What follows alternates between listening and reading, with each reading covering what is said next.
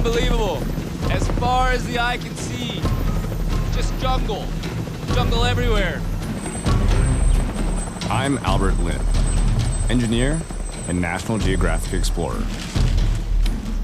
And I'm passionate about the way new technology can help to reveal secrets of the ancient world. So we had this augmented reality platform built based off of the LiDAR data, and it should be able to tell us what's beyond the trees.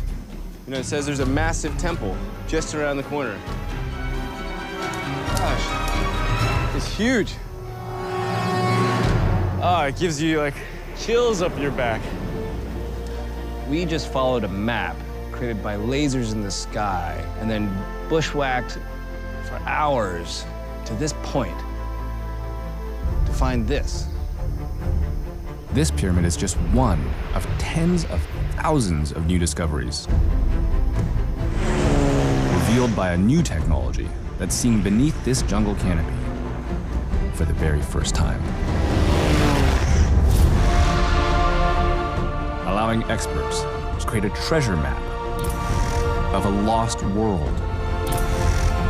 It's like a magic trick. This is amazing. And it's transforming our understanding of one of history's most mysterious civilizations, the Maya.